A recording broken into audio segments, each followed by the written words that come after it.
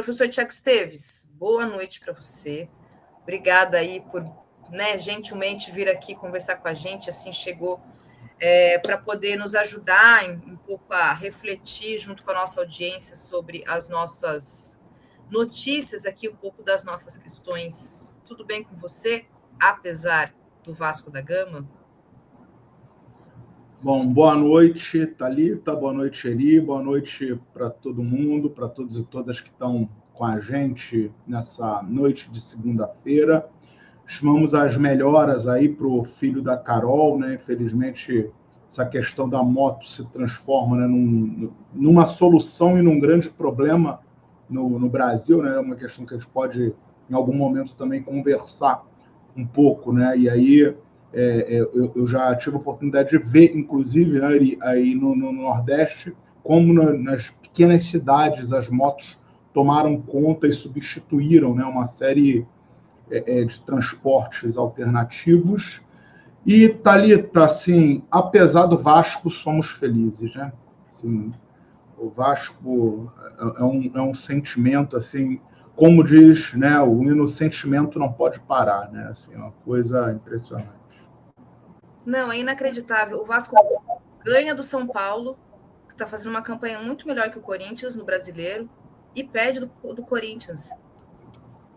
Esse é o Vasco, é uma coisa inacreditável.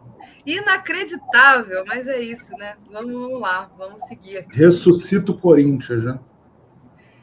Não, e o Vasco é campeão em fazer isso, né? Impressionante. Aí eu vou falar com meu irmão fala para mim, freguês, né? O Vasco é freguês do Corinthians desde cedo. E a gente tem que ficar quieto, porque não deixa de ser uma certa verdade, que o Corinthians volta e meia sempre passa o Vasco, assim, é incrível. Incrível. Que saco. Mas é porque o Corinthians está naquela fase do dinizismo onde as coisas começam a dar certo. Naquele iniciozinho, né? Que tudo é o início, onde as coisas vão indo bem, aí daqui a pouco ele começa a escalar um cara fora de posição, nada a ver. Começa a improvisar um atacante de volante. Aí começa a dar errado uma coisa ou outra. Aí daqui a pouco ele começa a perder e vira um caos. Então tá normal, tá dentro do esperado o trabalho de Diniz. Gente, pois é. Bom, mas assim, só um detalhe, Thalita, só antes de gente começar a parte séria, né? Eu acho que o Renato Gaúcho melhorou bastante o time do Vasco, assim, melhorou bastante. Assim. Agora a gente tem, pelo menos, a esperança de ficar ali no meio da tabela, né? Porque antes eu estava com receio de voltar aquele desespero ali da zona de rebaixamento, né? Agora a gente tem a esperança de ficar ali no meio da tabela. Bom, eu vou só ler aqui alguns comentários, então, para a gente ir tratando dos assuntos que a gente já vinha conversando, viu, professor Tiago? Que tem vários assuntos, né? A gente sempre começa na segunda-feira dizendo isso. A gente pega um acumulado aí de notícias do final de semana, mas acabam alguns, inclusive algumas segunda-feiras, elas vêm até com mais coisa, porque tem as que a gente chama de pautas quentes, né? As notícias que estão aí, por exemplo, possível atentado contra o Trump, possível porque ainda está no processo de investigação, né?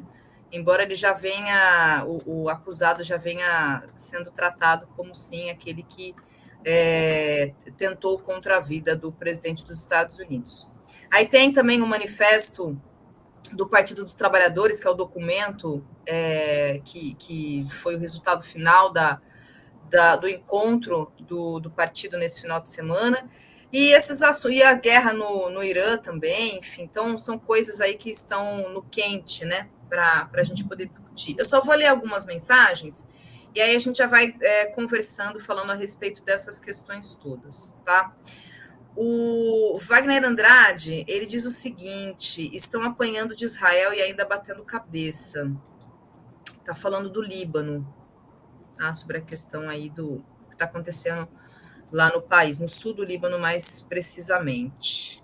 Luciana, obrigada aqui pela ajuda. A Rosângela Lozada, também um outro assunto, né, que a gente está tratando aqui, que são essas pesquisas. Saiu a dos presidentes, né, dos candidatos à presidência, mas também a Quest tem feito agora pesquisas mais localizadas. Então, hoje, por exemplo, saiu um pouco do cenário do Paraná, do Pará e do Rio de Janeiro, inclusive.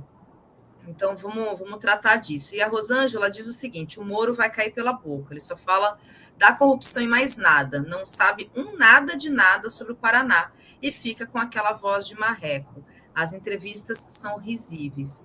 O problema, me parece, Rosângela, embora você esteja coberta de razão, é que o critério, muitas vezes, numa conjuntura que a gente tem hoje no Brasil, não seja necessariamente tão racional nesse sentido, né? De ver que o Moro é uma porta.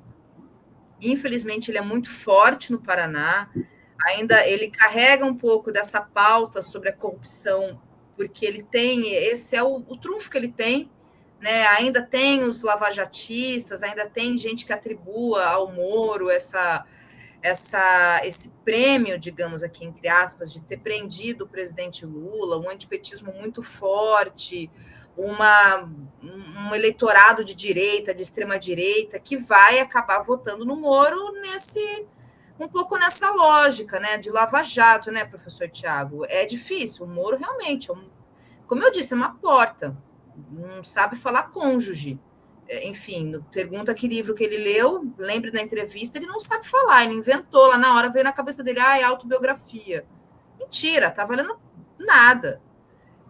E aí é isso, assim, é um ignorante. Traduz um pouco, inclusive, né, do perfil dessa direita, dessa extrema-direita muito particularmente, mas uma direita brasileira que é ignorante mesmo.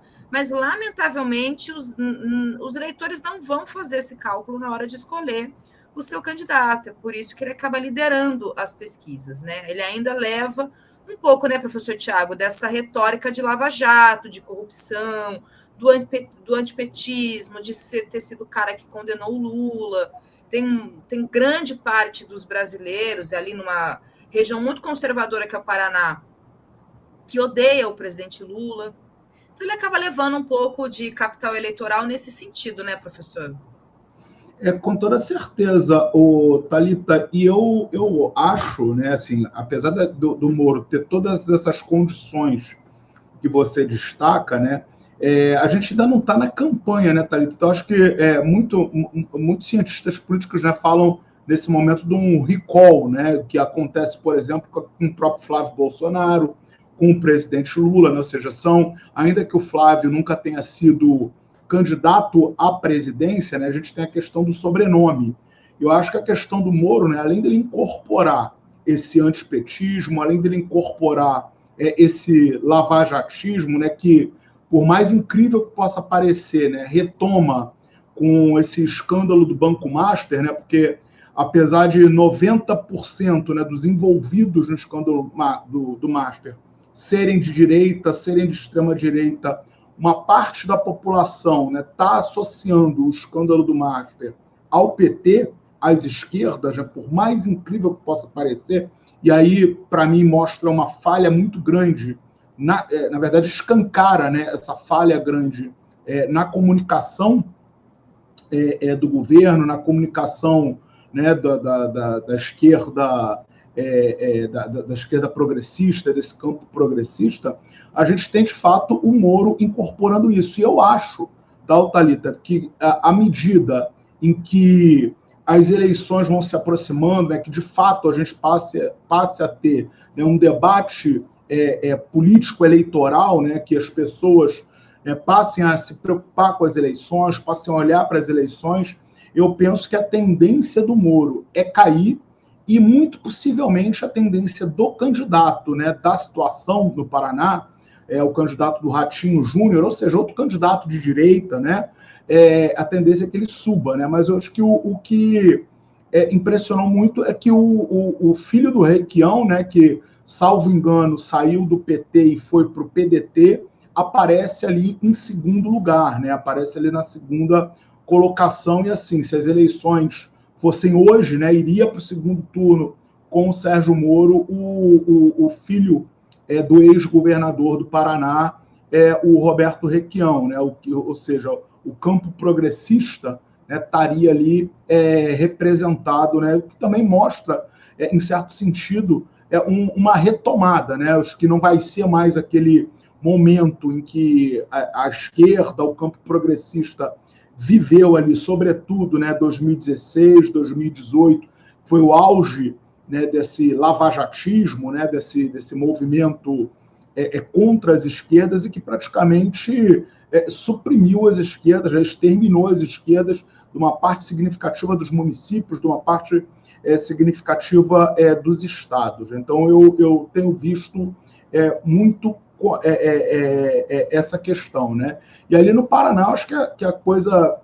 A gente tem até a eleição para o Senado, né, que as pessoas ainda estão dando pouca importância, e eu venho destacando que talvez seja uma das eleições mais importantes que a gente vai ter para o Senado, onde a gente tem um forte investimento, lá vai ter, né, um forte investimento em torno da candidatura da Gleisi Hoffmann, e a gente tem a perspectiva, né, do Renato Freitas ser o deputado federal mais votado do estado do Paraná. Esse final de semana eu estive conversando com uma amiga que é do Paraná, que mora no Paraná, que é militante lá do Sindicato dos Professores, que é ligada ao Partido dos Trabalhadores, e ela me disse que ali, né, a conversa dentro do próprio Partido dos Trabalhadores é que eles esperam que o Renato seja o deputado mais votado do Estado, né? Assim, um dos deputados mais votados do Estado, e com certeza do PT, das esquerdas, o mais votado. Inclusive, professor, vendo essas pesquisas que têm saído, e muito tem se trazido nos comentários sobre a importância da pauta da corrupção, tanto para a direita utilizar para pressionar a esquerda, né, a boa e velha pauta da corrupção, do moralismo, quanto da esquerda tentando usar para descredibilizar os ataques da direita sobre corrupção. Né, Sérgio Moro, a gente vê Sérgio Moro, por exemplo, né, que você acha que ele vai ter uma queda. Eu também acho que o Sérgio Moro ainda tem chance de cair mais, acho que é um candidato muito fraco, ele é fraco por si só, né? Mas ele ainda tem alguma força muito por conta dessa pauta anticorrupção. Então, como tu está avaliando a capacidade que esse debate anticorrupção, dessa moralização do debate da corrupção, principalmente por conta dos escândalos do Banco Master, etc., que ainda vão ter pano para manga daqui para o final do ano, para o cenário eleitoral? Eri, eu acho que esse discurso ainda vai ser bastante presente, tá?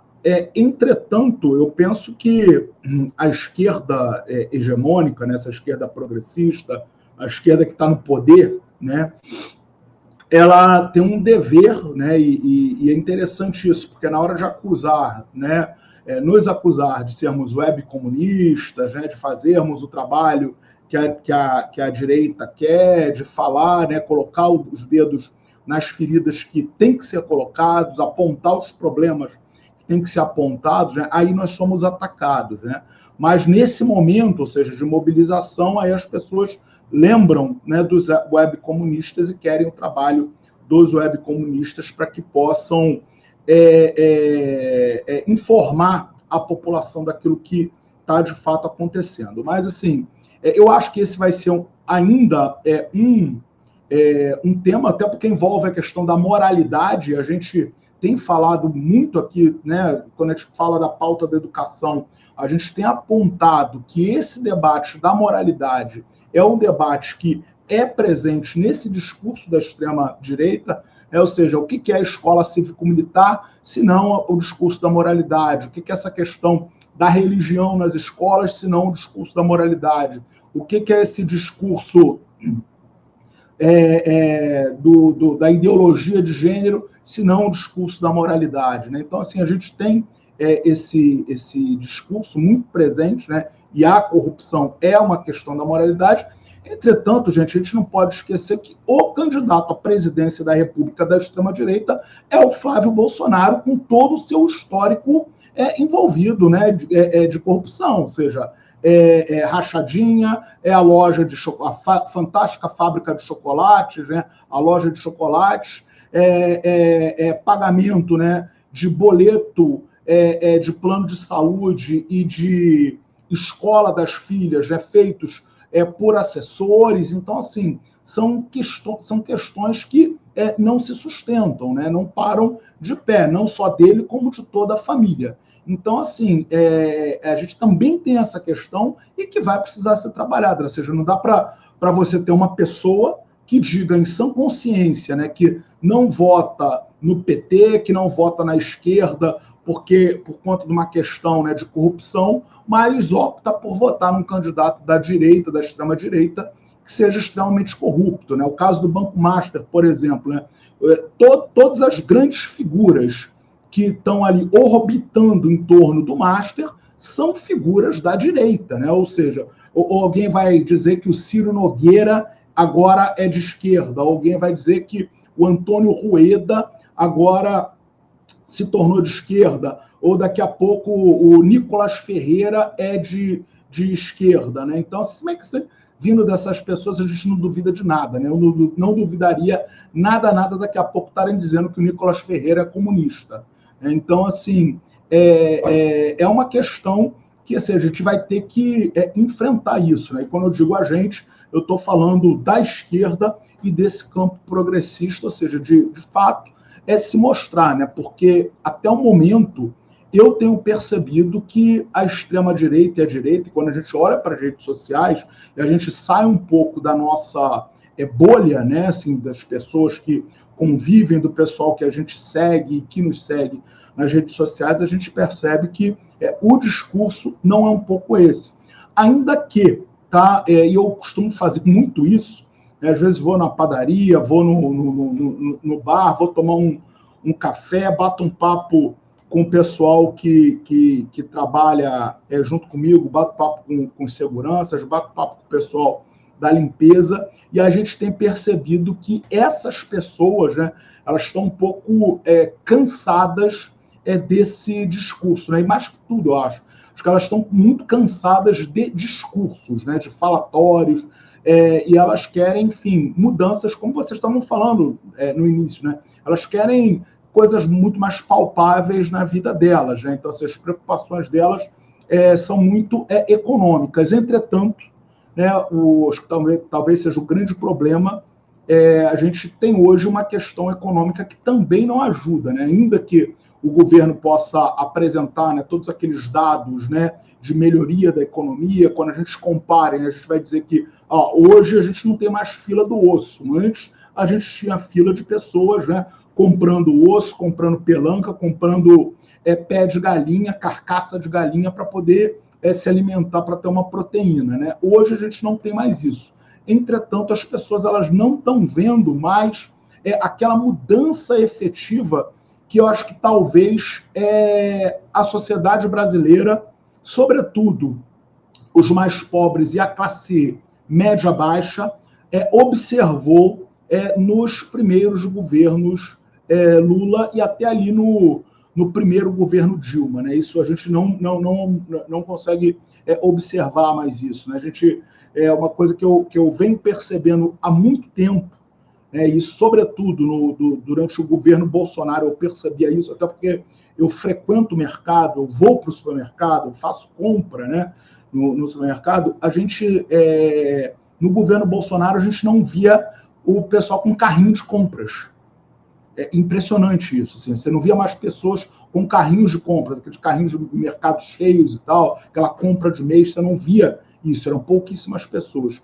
Hoje em dia, você vê as pessoas com carrinhos de compras no supermercado, mas você vê o carrinho vazio. A gente não vê mais aqueles carrinhos cheios, lotados, abarrotados, daquela compra de mês que as pessoas iam, né, e muitas vezes se orgulhavam, você via ali a cara de satisfação da pessoa de estar com o carrinho cheio, de ter ali um iogurte, de conseguir ter uma variedade de proteínas, de colocar uma frutinha ali para ela, para os seus filhos, né? Isso a gente não está vendo, não está conseguindo observar. Então, acho que talvez seja esse ponto, Eri, Thalita, que eu acho que seja o grande calcanhar de Aquiles do governo, né? Ou seja, não está conseguindo mostrar e demonstrar, e as pessoas não têm mais aquele sentimento de que, de fato, a vida delas está melhorando e que elas podem olhar para frente e pensar numa melhoria a médio prazo, a curto prazo de vida, né? Então, assim, a gente não tem mais isso, né? As pessoas não conseguem mais enxergar isso, né? Sobretudo por conta dessas mudanças todas na economia, né? A extrema precarização dos postos de trabalho, a gente não tem um ou dois, em geral os postos de trabalho são muito precários, pagam menos, a gente tem essa plataformização da economia, né? Então, a gente estava falando da questão dos acidentes de moto, né, que sobem muito, que crescem muito, como decorrência também dessa plataformização da economia. Então, a gente tem todas essas questões que o governo vai precisar enfrentar, né? E aí a gente junta, né, com uma série de outras questões, igual, por exemplo, estava conversando hoje, por acaso, de manhã, no trabalho, no Cefet, falando sobre a Terrabras, né, sobre a questão das terras raras. Gente, as pessoas não entendem, não sabem o que é, né? E foi interessante porque a gente estava conversando entre os professores sobre isso, e aí eu brinquei, assim, vamos ver o negócio, porque tinha entrado lá a senhora, né, que cuida da limpeza para a gente. Aí eu perguntei para ela, né, se ela sabia o que era terra rara, o que era Terrabras e tal. Gente, vocês tinham que ver a cara dela, assim, não faz a mínima ideia do que seja. Então, assim, acho que a gente tem esse desafio, né? E eu expliquei para ela, então, assim, acho que a gente tem esse desafio de fazer com que essas informações cheguem, né? E no caso da Terrabras, ainda a gente ainda tem que lidar com um governo que se diz de esquerda, mas que não quer criar uma empresa pública estatal, né? Uma estatal pública para poder gerar renda e riqueza para a própria população brasileira, que ao invés disso está aí no exterior oferecendo, né, nossos minerais críticos a preço de banana para quem quiser comprar. Tem até uma notícia agora, né, falando que o presidente Lula realmente tem estudado aí, enfim, fazer algumas intervenções no projeto de lei em relação às terras raras. Eu queria muito te ouvir sobre isso, professor Tiago, mas aproveitando sua presença aqui e pegando o gancho da pesquisa da Quest que a gente estava comentando, como hoje, especificamente, eles trataram de 3 estados, né? Nós falávamos do Paraná, também do Pará, mas também do Rio de Janeiro, que, inclusive, nesse momento está numa situação muito atípica, mas acho que traz muito do caráter da questão política que é do Rio de Janeiro, enfim, passou a ser uma marca do Rio de Janeiro, que é esse impasse em relação ao governo do Estado. Hoje, quem está na gestão do Estado é o desembargador Ricardo Couto, ainda é um processo que está judicializado, porque o Douglas Ruas quer estar, né, sentado na cadeira de governador até que as eleições aconteçam, mas aí há um processo no Supremo para justamente impedi-lo, e é em razão disso que ainda o cargo está com esse desembargador, com Ricardo Couto. Mas aí eu queria muito te ouvir, professor, a respeito desse cenário apresentado pela pesquisa Quest sobre as eleições no estado do Rio. Então, alguns dados aqui só para a gente trazer, para contextualizar. Então, o que a gente tem, segundo a Quest hoje, no estado do Rio de Janeiro, é o atual prefeito, só que não está em exercício, né? Ele pediu o afastamento justamente para cuidar da campanha para o governo do estado, que é o Eduardo Paes. Ele conta com 40% das intenções de voto, e o Douglas Ruas, justamente o candidato do bolsonarismo, né? O candidato do PL, o candidato que, em tese, será apoiado pelo Flávio Bolsonaro, que chega aí a 10% das intenções de votos no primeiro turno. Então, o que tem num primeiro cenário, segundo essa pesquisa, é o Eduardo Paes, o Douglas Ruas, mas em seguida tem Antony Garotinho, André Marinho, que é o candidato do Novo, o Antony Garotinho vem pelo Republicanos, tem o Ciro Garcia, que é da esquerda radical, né, do PSTU, a Juliette Pantoja, do UP, também da esquerda radical, Luan Monteiro, do PCO, Rafael Luz, do Missão, o William Siri, que é o representante do PSOL, e o Whitson também. Então, esses são todos os candidatos aí ao governo do estado pelo Rio de Janeiro, né? Então, a gente tem Eduardo Paes, Douglas Ruas, Antônio Garotinho, os três que pontuam ali nas primeiras colocações e intenções de voto. Em seguida, tem o Whitson, o William Siri, André Marinho, Ciro Garcia, Juliette Pantoja, Rafael Luz, Luan Monteiro, e indecisos e branco, nulo, não vai votar, que contam com 20% das intenções. Então,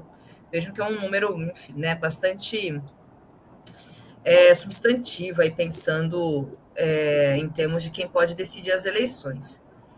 E a gente tem, então, professor Tiago, para poder te ouvir, é um cenário que se configura aí colocando o Eduardo Paes numa situação, não digo, acho que confortável, né? Porque eleições para governo do estado nunca é confortável, mas como sim o que está aí numa condição de preferência para poder garantir realmente as eleições para o governo do estado. Aí é saber como que, enfim, o bolsonarismo no Rio vai se configurar, né? Em razão dessa questão do Douglas Ruas e a judicialização hoje, né, do atual cargo do governo, e todas as investigações, aquilo que atribuem às relações com o crime organizado, e que também tem o Douglas Ruas como um desses políticos no Rio de Janeiro, que também há investigações que atribuem relações entre ele e o crime organizado. Você, como eleitor, inclusive, né, não só como analista, mas como um eleitor, eu queria que você pudesse falar um pouco como é que você está olhando para a situação do Rio. E se a gente vai ter mesmo, né, assim, esse cenário de termos o Eduardo Paes como futuro governador do estado. Thalita, vou te falar, confessar uma coisa para você, para a nossa audiência. Eu queria que o atual governador continuasse lá. Por mim, deixava ele mais 4 anos. Eu acho que, brincadeiras à parte, a gente tem visto que ele está fazendo um trabalho de saneamento, né, dentro do governo do estado do Rio de Janeiro. Para quem é de fora e não está acompanhando o atual governador, ele já demitiu, salvo engano, mais de 500 pessoas, inclusive muitos funcionários fantasmas, né, com suspeitas de serem funcionários fantasmas, ou seja, pessoas que estavam em cargos de comissão lotados na estrutura do estado do Rio de Janeiro, lotados em diversas secretarias, e pessoas que simplesmente não apareciam para trabalhar, e outras, assim, estava vendo alguns casos aí de pessoas que moravam, né, a quilômetros de distância do local de trabalho, ou seja, era impossível essa pessoa sair do município, do interior onde ela reside, vir para a secretaria onde ela estava lotada, trabalhar e voltar, né? Então, assim, ele está demitindo. Eu vi que a lista parece que chegava a milhares de pessoas, mas um dado que eu vi, assim, falava em 500, 600 pessoas já demitidas, né? Ou seja, isso para mim é muito importante, além do fato de que, né, só lembrando a dupla, né, Witzel, Cláudio Castro, que governou o estado do Rio de Janeiro nesses últimos 7 anos e meio, não concedeu aumento para os servidores estaduais, e o atual governador, né, esse desembargador presidente do Tribunal de Justiça, ele já está anunciando, me parece que ele teve uma reunião com um grupo de servidores estaduais na UERJ, e ele anunciou que ele vai conceder, né, que ele está fazendo essa caça aí aos servidores fantasmas, e com o dinheiro que vai economizar com o pagamento desses salários para essas pessoas, ele vai conseguir fazer um reajuste, dar um reajuste para os servidores do estado do Rio de Janeiro. Então, assim, é por isso que eu estou brincando, né, que talvez fosse melhor deixar ele, né? O Eduardo Paes, ele hoje lidera, né, segundo mais uma pesquisa que eu cheguei a ver, ele ganha no primeiro turno em todos os cenários, né, chegando ali perto de 60%, em alguns cenários ele passa de 60%.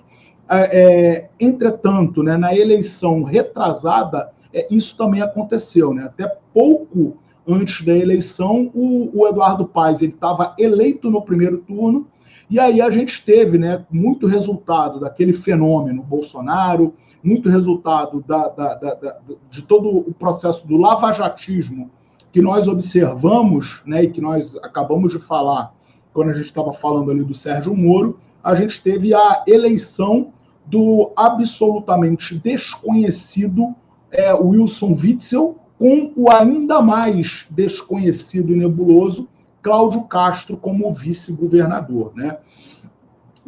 Mas hoje eu penso que o contexto que a gente tem é bastante diferente desse contexto lá de 2018, e eu entendo, tá, o Thalita, Eribaldo, todos e todas, assim, que a gente vai ter, infelizmente, o Eduardo Paes eleito e possivelmente no primeiro turno. Isso de fato vai acontecer. Não sei se o bolsonarismo vai conseguir ter forças suficientes aqui no Rio de Janeiro para impedir essa eleição. Lembrando, tá, Thalita, assim, acho que isso é importante a gente lembrar aqui, e Eribaldo, que no caso do Rio de Janeiro, né, o Partido dos Trabalhadores, o PT, está apoiando o Eduardo Paes, apesar do Eduardo Paes ter anunciado como candidata a vice-governadora, né, na chapa dele, a irmã, né, a Jane Reis, que vem a ser irmã do Washington Reis, ex-prefeito, dono de Duque de Caxias, que é uma das maiores cidades do Rio de Janeiro, salvo engano, ou é a segunda ou é o terceiro maior colégio eleitoral do estado do Rio de Janeiro, e cuja família Reis domina, né, há muitos anos, há mais de décadas, né? O próprio Washington Reis já foi prefeito de lá, elegeu o tio, agora elegeu o sobrinho, os irmãos dele são eleitos deputados com a votação majoritária dessa cidade. Ele queria ser candidato a governador, mas está inelegível, tentou ali alguma coisa para vir candidato ao Senado, também não conseguiu por conta da inelegibilidade, e aí ele colocou, né, o poste dele, que é a irmã, para ser candidata a vice-governadora aí na chapa do Paes, lembrando que o Washington Reis é aquele que providenciou as carteiras de vacinação falsas para o Bolsonaro. O Washington Reis se tornou, né, não era, inclusive apoiou, já tem histórico dele ter apoiado o Lula, né, um daqueles políticos, né, que estão ali para onde o vento está batendo, e aí hoje ele se identifica com o bolsonarismo, né, e aí a gente vai ter o palanque bastante esdrúxulo, né, que é o Eduardo Paes, que diz que vai apoiar o Lula, e a irmã do Washington Reis apoiando o Flávio Bolsonaro. Então, isso que se configura aqui no Rio de Janeiro.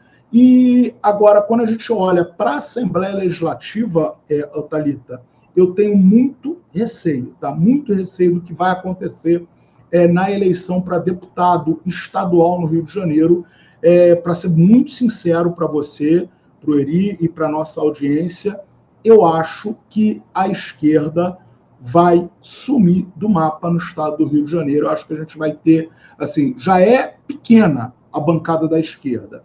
Eu acho que a bancada da esquerda vai diminuir mais ainda. Espero estar errado. Espero, depois que abrirem as urnas no primeiro turno, né, a gente volte aqui e fale assim, eu errei. Estou esperando isso, mas eu estou bastante pessimista, tá? Em relação à eleição da bancada, não vou nem dizer de esquerda, vou falar da bancada progressista no Rio de Janeiro para a Assembleia Legislativa Estadual, por um motivo. A gente não estou vendo, a gente não está tendo os famosos puxadores de votos, puxadores de legenda ali para a Assembleia Legislativa.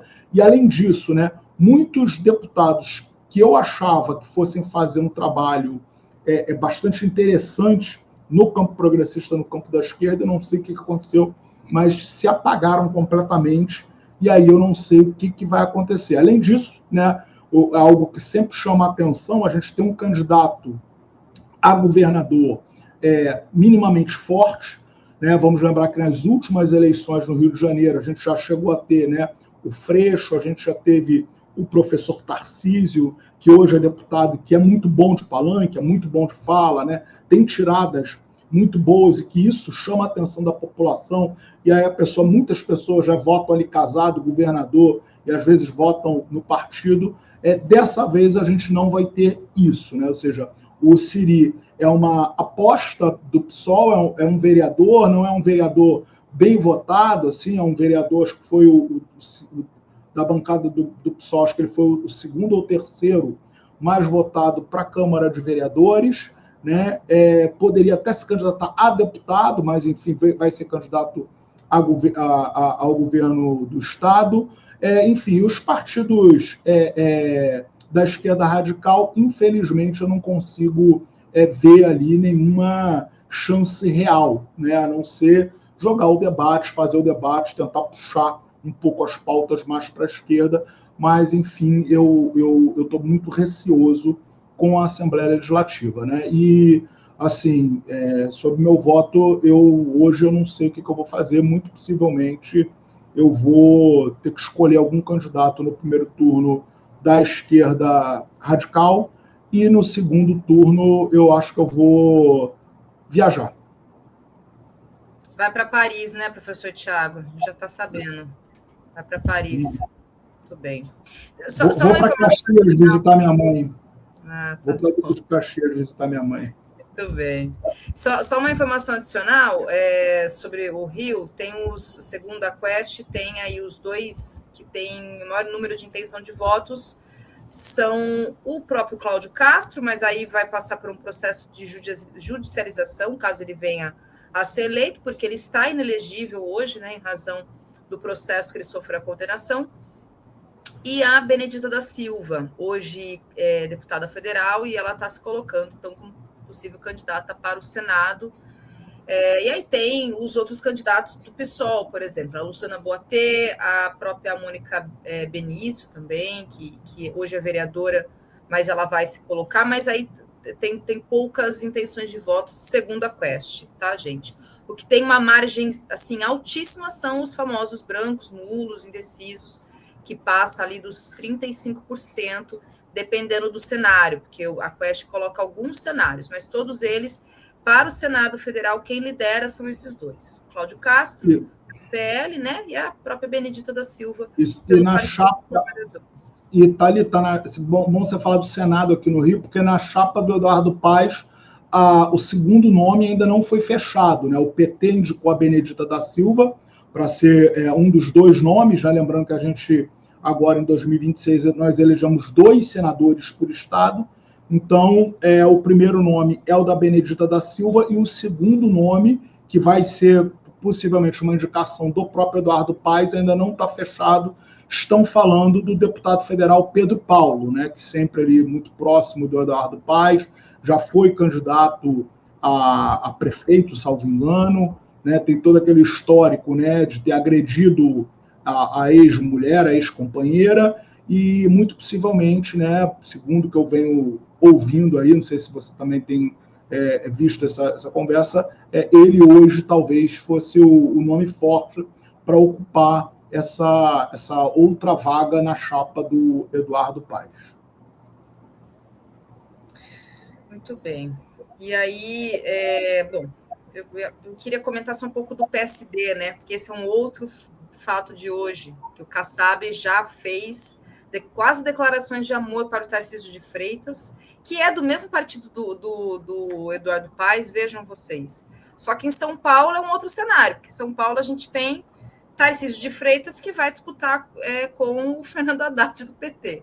Enquanto aqui o PSD e o PT andam juntos aqui no Rio de Janeiro, em São Paulo é um outro cenário, o mesmo partido, PSD. E o Kassab hoje, ele já declarou num encontro, num evento, numa feira do agro, eu acho que é Ribeirão Preto, que o Tarcísio de Freitas foi. Enfim, o interior de São Paulo é um cagadouro verde e amarelo, como diz Leandro Fortes, eu adoro esse adjetivo. O interior de São Paulo, infelizmente, é isso mesmo, né? O Leandro fala de Brasília, eu estou falando do interior de São Paulo. O interior de São Paulo é é uma tristeza só e, claro, Tarcísio de Freitas foi lá nesse evento, e aí o Kassab, presidente do PSD hoje, né, que diz que o apoio ao Tarcísio de Freitas é incondicional. Aliás, minto, não é o Tarcísio de Freitas, não, é o Flávio Bolsonaro. E que, né, por transferência, imagino eu que será também ao Tarcísio de Freitas. Mas isso é São Paulo, a Quest vai sair na semana que vem, só tentando fazer um paralelo um pouco do que é, enfim, o cenário desse grande chamado centro, né, que é um partido, por exemplo, como o PSD, né?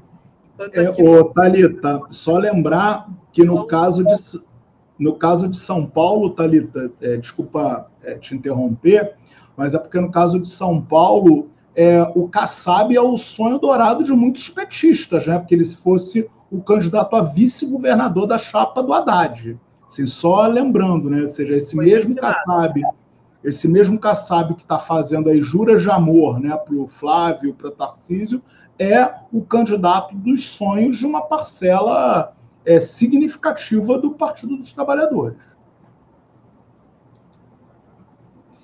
O Eribaldo, ele está olhando que ele deve estar triste também com o cenário lá em Pernambuco, imagino eu, né? Porque ele está entre, enfim, a Raquel Lira e João Campos. Eu acho que o Rio de Janeiro, pelo menos, tem a virtude da sinceridade, que é a política no Rio de Janeiro, ela é escancarada. Então, é uma desgraça aberta, você sabe que é horrível. Aqui ainda tem a coisa do não. João Campos é de esquerda. Vocês estão reclamando de quê? João Campos é de esquerda. Eu já ouvi gente de São Paulo dizendo isso para mim. Vocês estão reclamando de quê? João Campos é de esquerda. Ele está privatizando um bairro. E ele agora aprendeu uma coisa safada, que é tudo para ele agora é alagável. Nada alaga na cidade. É alagável. Então, o parque inundou na chuva. Aí não é que o parque inundou. Ele foi programado para inundar. Só que ele inunda desde que eu sou criança. Aquela região aí é programado para inundar.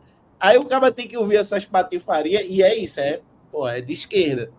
Aí aqui é isso, é João Campos e Raquel. A disputa do PSD aqui é violenta, né? Tem gente do PSD botando cartaz pelo estado de Raquel Lira com Flávio Bolsonaro. Raquel Lira elogia todo mundo, Flávio, Lula, todo mundo ela elogia, ela é de elogiar todo mundo, ela não se posiciona para nada, ela não quer entrar nessa briga. E aqui o PSD está negociando com o Kassab e a Raquel Lira justamente neutralidade de palanque. Que o palanque do PSD seja neutro, para quem for do PSD pode apoiar quem quiser, mas também o PSD não vai dar palanque para nenhum dos dois. Esse é o acordo que está sendo costurado. Mas eu estou vendo o PSD como uma peça-chave na política nacional. Né? Ele está, PSD, União Brasil, também em alguns outros estados, como uma peça-chave, né, da política nacional. Boa parte dos palanques estaduais estão sendo decididos pelo PSD, e aqui também é. Então, o Kassab é o grande nome da política nacional hoje, é o Kassab. E o que é mais interessante aí, né, em Pernambuco, é que, no caso, tanto Raquel quanto João Campos eram até ontem do mesmo grupo político, né? Porque o pai da Raquel foi o vice-governador do pai do João Campos, né? E aí eles rompem justamente por conta lá de uma eleição que o Câmara, né, que assumiu o governo de Pernambuco depois do Eduardo Campos, não quis apoiar a Raquel para prefeita, não teve alguma coisa, mas assim, até ontem eles eram do mesmo grupo, né? Então, assim, acho que isso também é importante a gente dizer, né? Ou seja, mudam, temos eleições, mas as oligarquias permanecem as mesmas, né? Existe uma coisa que é essa rotatividade e meio que essas oligarquias, essas grandes famílias, elas vão compondo vários grupos políticos e há até uma rotatória, né? Então, às vezes, uma família vai mais para a esquerda, aí depois de um tempo ela vai mais para a direita, e assim vai. Ou como, por exemplo, no caso dos Campos, né? Que Arraiz Campos, que você tem uma parte da família mais para o PSB e outra parte que se descolou do PSB e às vezes até dialoga com posições mais à direita, né, por assim dizer, entre aspas, né, tomando o PSB como algo de esquerda aqui no Estado. Então, isso tudo cria uma dinâmica de falsa disputa, né? Por exemplo, você tem... e tem os oportunistas, já igual os Coelho, né, que dependendo de quem está... O Lira, os Coelho, né, o Miguel Coelho vai estar... uma boa parte da negociação passa pelo apoio ou não de Raquel Lira aos Coelho. Então você tem, por exemplo, nos Coelho, em Petrolina, uma parte dos Coelho que apoia o João Campos e outra parte que apoia a Raquel Lira. Uma parte que vai para Lula, outra parte que vai para Bolsonaro. Mas no final de semana está todo mundo de boa junto. É os mesmos negócios, as mesmas coisas. Mas na política cria essas divisões internas que às vezes são mais brabas, tipo os Arrais e os Campos, que era uma coisa só, e hoje tem uma disputa mais forte. Mas você já vê os Coelhos, para eles é muito tranquilo. Então, nós três Coelhos aqui, muito tranquilo que eu apoio Flávio, Bolsonaro, e Thalita apoia Lula, e Thiago fique de centrão, e tá suave. Todo mundo entende que isso faz parte do jogo. Então, isso é muito normal, assim, no jogo das famílias. E todo mundo ganha no final, né? E todos os Coelhos ganham no final. Todo mundo ganha. Eu, quando eu nasci, minha mãe morava em Petrolina na época, mas quando eu nasci, o prefeito era um Coelho, e hoje o prefeito é um Coelho. Então, são mais de 40 anos dos Coelho no poder em Petrolina. Com algum momento em que saiu assim, mas depois voltou rapidamente. Eles mandam na região. Como é que decide a eleição aqui em Pernambuco? É isso. Essas articulações de estados vão decidir. Então, o Kassab vem para articular isso, né? Junto com...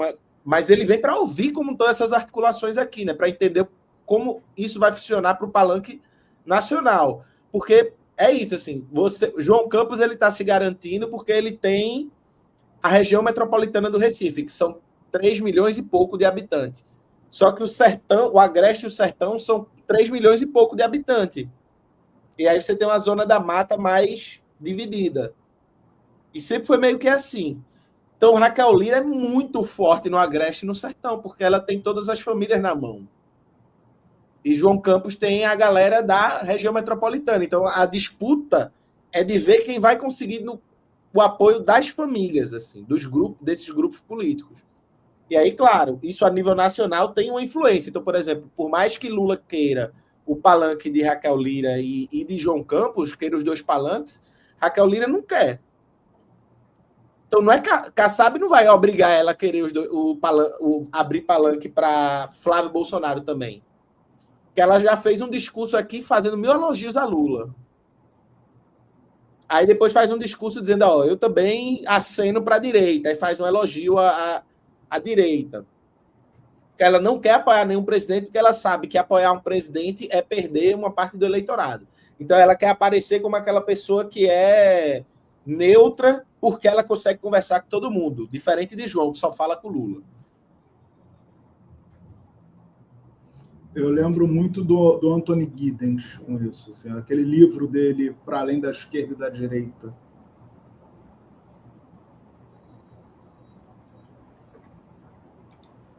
Bom, gente, professor Tiago precisa sair. Professor Tiago, muito obrigada. Mais uma vez, a gente vai seguir aqui, que a gente tem bastante assunto para tratar.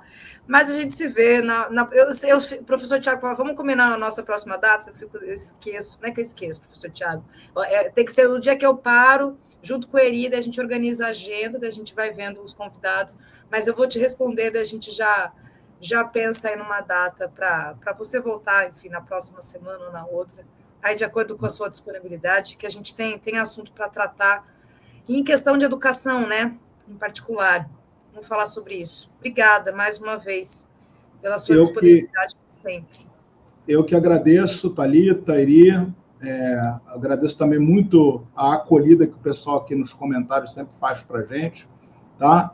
E, mais uma vez, podem contar comigo. Né? Infelizmente, hoje eu tenho um outro compromisso agora, mas podem, enfim, contar comigo sempre. Tá bom, pessoal? Boa noite. Tchau, tchau. Obrigado, Thiago. Obrigada, Thiago. Até a próxima. Tchau, tchau.